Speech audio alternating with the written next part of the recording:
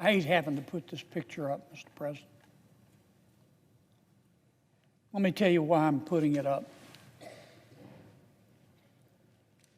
Washington, I think we can all agree, is a unique place. Some might call it unusual. Some might even argue, and they could argue persuasively, that normal in Washington, D.C. is just a setting on the clothes dryer. We have a deep-seated propensity in Washington, in the federal government, to look reality in the eye and to deny it. Sometimes that's dangerous. That's what's happening in Ukraine. We're looking reality in the eye and we're denying it. And it's dangerous. And it's not fair to Ukraine. It's not fair to America. And it's not fair to anybody on God's green earth that cares about freedom. This is a picture of people in Ukraine burying their dead. And it's not pretty, but it's real. Now, for 8 months, President Trump has tried to talk to President Putin in Russia. 8 months. And for 8 months, President Putin has made all kinds of promises.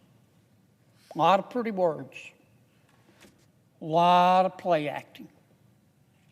And he's done none of what he said he would do. He has played, he meaning President Putin, he has played America like a banjo. Like a banjo. President Putin says he wants peace, but he doesn't. And we know that now. That's what I mean when I say we've got to just look reality in the eye and accept that. And President Putin is not going to want peace until the costs of war are greater than peace. It's just that simple. For someone who has blood under his fingernails, for someone who has Stalin's taste for death, and I am, of course, referring to Putin, it's simply a cost-benefit analysis. Does the cost or does the benefit of continuing the war outweigh the cost? That's just a fact. We're going to have to do something if we all want peace, and we all say we do, including the people of Ukraine. They don't want peace at any price, neither do I. But we all want peace. I know President Trump wants peace. But in order to get peace and to get Putin to negotiate seriously, we're going to have to increase the costs and make the cost on him of prosecuting the war greater than the benefits of him being able to continue to do it. Now, how do we do that? One option is sanctions. Putin has completely transformed Russia. Russia had, before the war, had some tendencies toward, I don't want to overstate this, but I want to be fair, toward a democracy. At least they got to vote. And not every vote was rigged. That's all changed. Putin has turned Russia into a total authoritarian state. He controls the media. If you disagree with him, you go to jail. That's why you don't see much dissent. That's why you see virtually no dissent. If you're his enemy and he thinks you become too problematic, he just kills you, just poisons you. Russia today is as autocratic as China, and their security, their surveillance of their people is just about as pervasive. So Russia has changed. Putin has converted Russia into a war economy. That means that most of the GDP, not all of it, but most, because people have to still live, but most of the GDP in Russia, much of it is devoted toward war, manufacturing weapons, paying money to people to go fight.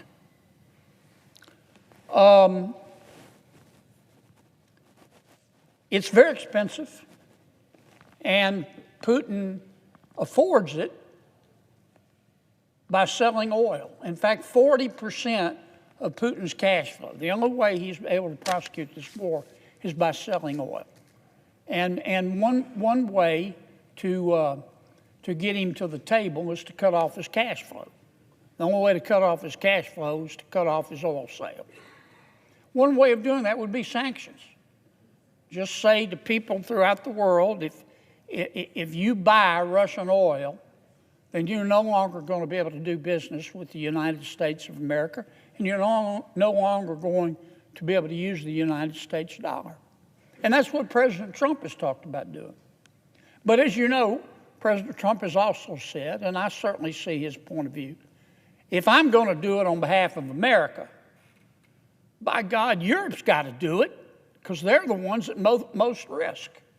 And he said, I'm not going to do sanctions and pass the bill that over 80 of us have joined here in the Senate. The president said, I'm not going to do sanctions until all the Europeans agree to sanctions and stop buying Russian oil. And I understand where he's coming from, as I said. The problem with it is you have some European countries. One is Hungary. Another is Slovakia. They tend to be more aligned with Russia than anybody else in the European Union, and they buy oil, and it's going to from Russia, and it's going to take a while to convince them to stop it. It's going to take months. Meantime, Putin is launching 800, not 80, 800 drones and 800 missiles a night at the Ukrainian people. And he's not just aiming that weaponry at the Ukrainian soldiers. He's destroying the civilian population, the infrastructure. He's killing people.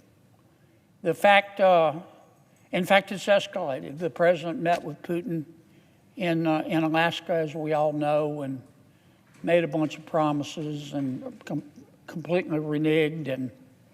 And all we've gotten for that meeting is 800 missiles and drones a night. So if sanctions are not going to work for now, if it's going to take several months for us to work that out, what can we do? Well, here's what I think we ought to do. And I am introducing legislation to do this. Joining with me will be Senator Graham. It'll be bipartisan legislation. Senator Graham, Senator Blumenthal, Senator Whitehouse. There will be others that will join in the legislation. And we're going to move this legislation. We're going to move it. We're going to seize Russian assets if our legislation passes. And we're going to give those assets to Ukraine to prosecute the war. Here's what I'm talking about. Just about every country in the world has assets in other countries. They don't just keep all their money in their own country. Oftentimes, those assets are liquid assets. And many times they're called foreign exchange reserves. You've probably heard that term, foreign reserves. They're used in trade to convert from one currency to another. When the war, when Putin attacked Ukraine, Russia had 300 plus billion, some say it's as high as $320 billion of assets in Europe and the United States. Most of them are in Europe. About 90% of those assets are in Belgium, in Brussels. Some are in France, the rest are in the United States. We're talking cash here. They originally were in debt securities, but we're talking cash now. There's over $300 billion of cash that the United States and our European allies froze that belongs to Russia. And it's been sitting there. And it's been invested basically in money markets, and we have been sending the interest to Ukraine to help them fight the war. But we've left the principal, the $300 billion, alone. We haven't seized it. We've just frozen it. The time has come to seize it. And I understand the arguments against it. Some in Europe have argued, well, it will break international law. I get it. Russia's already broken international law. Russia's already seized European companies. Russia seized over $400 million cash from J.P. Morgan Chase in accounts they had in Russia. So Russia isn't bothered by international law. It's a violation of international law for them to have invaded Ukraine and to be massacring these people. But I get it. We want to follow the rules even if Russia doesn't. But the time has come to look reality in the eye and no longer deny it, to admit it. If our legislation passes, here's what it would do. We will seize that $300 billion. No longer freeze it, we will seize it. We will give it in tranches, in smaller amounts as they need it to Ukraine. Not all 300 billion, we're still working on language, but not all 300 billion at once. We'll give it to Ukraine in tranches. Ukraine can use that money to buy their own drones and to buy their own missiles. And Ukraine can use that money not to kill Russian civilians, but Ukraine can use that money to buy missiles to take out every single refinery in Russia, cut off their cash flow, take out every single oil refinery in Russia. Ukraine can use that money to buy missiles to take out every single weapons production plant in Russia. Every single one. And make President Putin understand that there is going to be a cost for him prosecuting this war. We need to do that while we're working out what I think will be equally as effective, maybe more effective, this issue of sanctions. But we need to do it now, because we can't wait months and months and months until we get the sanction issue worked out.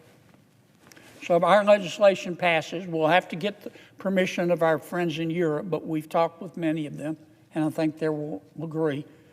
We will give Ukraine an influx of $300 billion.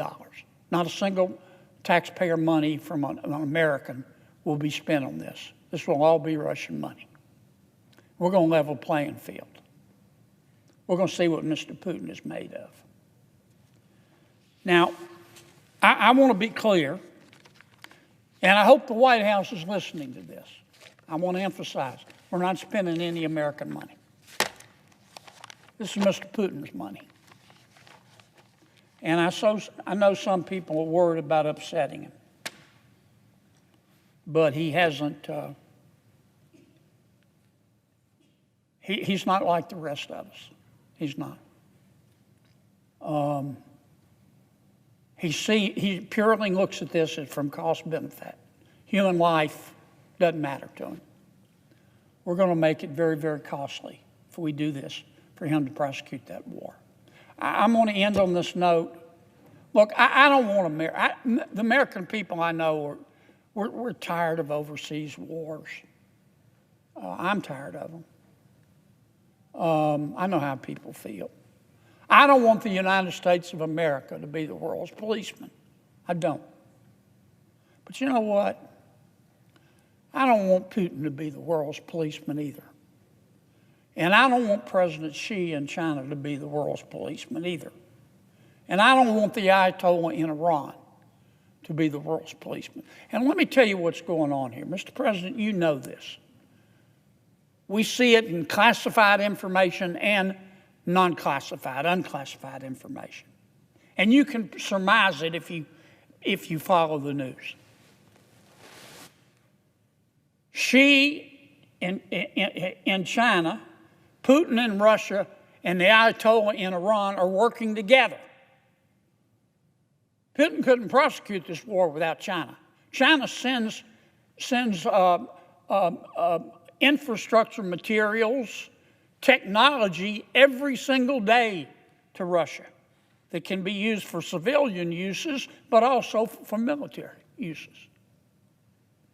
China buys Russian oil to give them the money to run their weapons plants in Russia.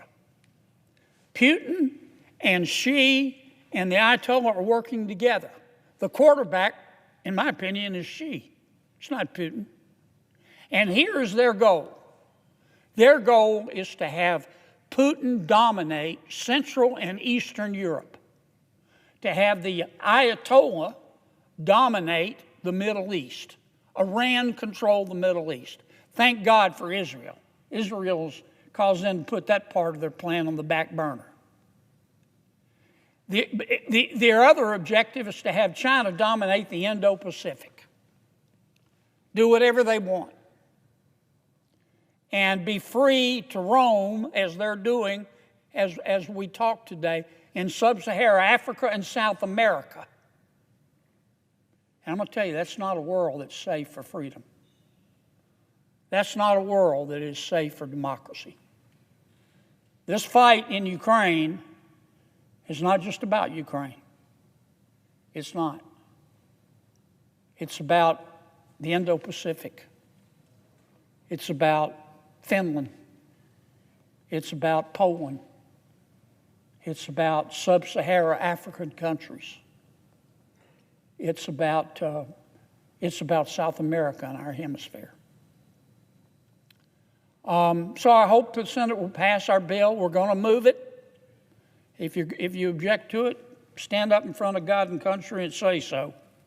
But we got to do something. And I can promise you, with $300 billion of new capital, none of which will be American taxpayer money, Ukraine can buy some missiles that will get Mr. Putin's attention. And he'll be inviting us to a summit. And he'll be paying for lunch. Mr. President, I yield the floor. The clerk will call the roll. Ms. Alston Brooks.